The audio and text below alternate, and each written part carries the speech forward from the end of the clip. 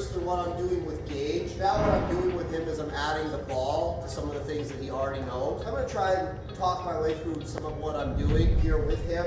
Again, it's not about working on behaviors like healing, sit, plots. It's more about the emotion that he's bringing to the behaviors, because again, I'm training a competition dog. I want him to be super driven, super emotional in all his behaviors, because that's going to bring me that speed, that power, that precision. The first thing that I'm going to do here is I'm going to start the party. I'm going to turn the ignition, so to speak. Ignition.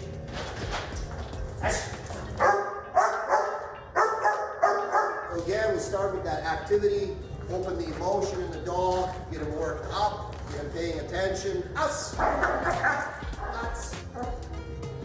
Good.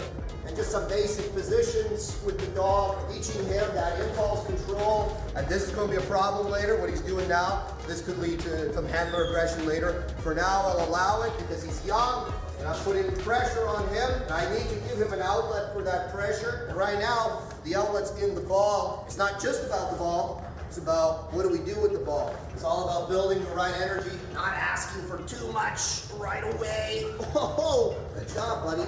No. Lots.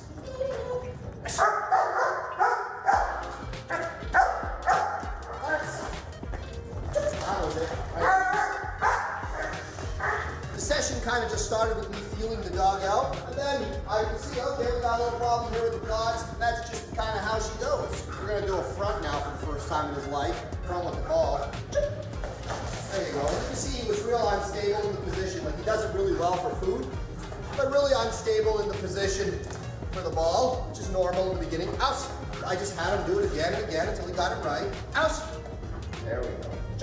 As you can see there, second one way better. Now, in motion exercises class, what I'm looking for is I'm looking for the dog to fight to get to that position fast. It's not about him getting there, it's about how he gets there. That's the most important thing. So you'll notice sometimes he doesn't do it quite right, I just make him do it again. And when he doesn't really try very hard, I don't reward him. I don't know if it's the same guy, if it's different people. Ask me, how do you get him to bark at the ball?